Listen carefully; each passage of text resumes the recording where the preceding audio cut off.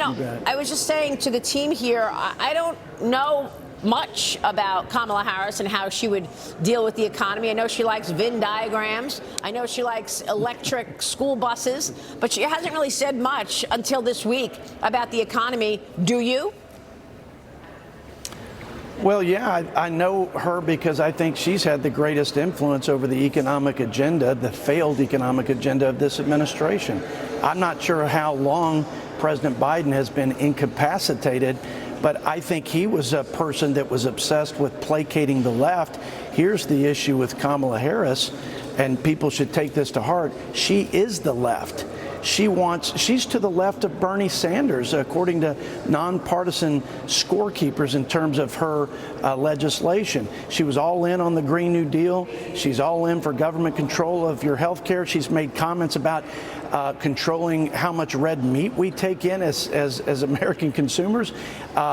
Look, the $7 trillion in deficit spending and the paying people not to work and the assault on the lifeblood of our economy, our energy producers and domestic energy, has created a cost of living crisis, the likes of which we have not experienced since Jimmy Carter, and it's sticking, and interest rates are high as a result. Nobody can afford a home, a car.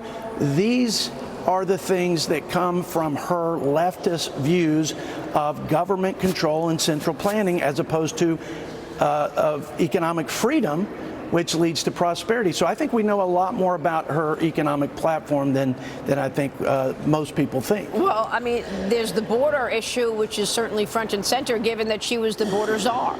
Former President Trump hit Kamala Harris over the border, blaming her for the increase of migrant crime in the country, pointing out that she never even spoke to the head of Border Patrol. Trump says he plans to visit the border at least 3 more times before the election. New York City Mayor Eric Adams, who's been critical of Biden's border policies, says Harris's strategy on the border could be coming soon after he claims he had, quote, indirect talks with her team. Indirect talks with her team.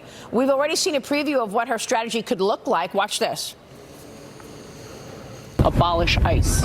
Yeah. Is that a position that you agree with?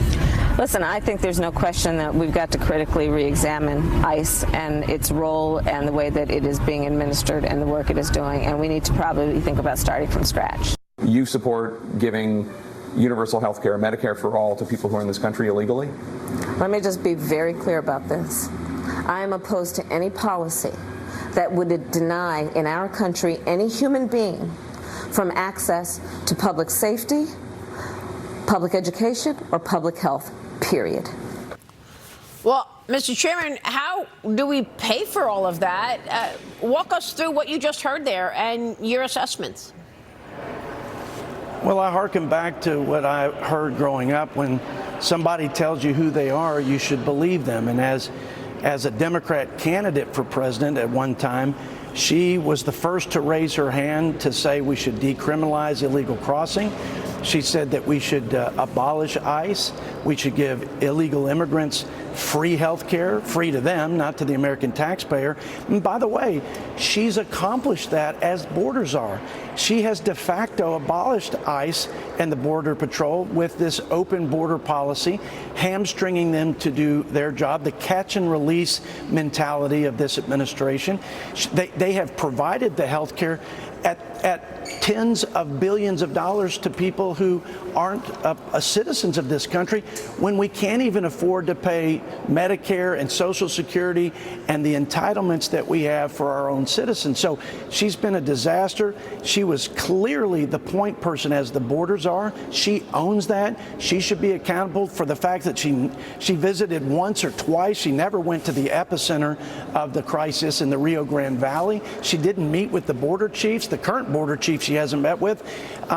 Look, this is what she believes. She believed it before she ran for president. When she ran the first time, she still believes it. Again, Joe Biden was a placater and appeaser in chief of the left. She is the left, And I think that should make everybody worried about the future of our country as the Democrat candidate. And she's saying it right there. I mean, she just said it in her first event. Every worker has the freedom to join a union. Every person has affordable health care, affordable child care, paid family leave. Every senior retires with dignity. She wants the government to pay for it all. The Journal writes, the promise is that Uncle Sam will deliver it all, but that means much higher taxes for the rest of us, doesn't it?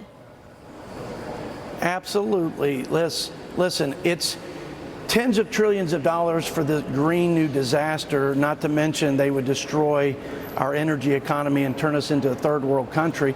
It's $30+ trillion for this single payer system, government controlling our health care, controlling the means of production, and redistributing wealth is socialism. She's full-fledged socialist. Yeah. And there's no way you can pay for it. We're already $35 trillion in debt, and she wants to double down on the spending and the taxing and the regulating of the first 4 years of the Biden-Harris administration.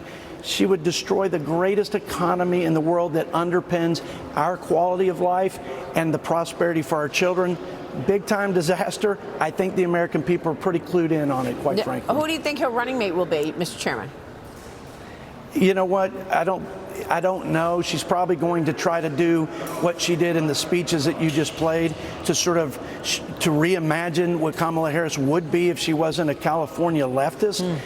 So she's going to have to go the opposite direction. But again, she has to own the disastrous policies and the consequences of the last 4 years. Yeah. There's no way for her to get around that. I don't care who she picks. Mr. Chairman, it's good to see you this morning. Thanks very much.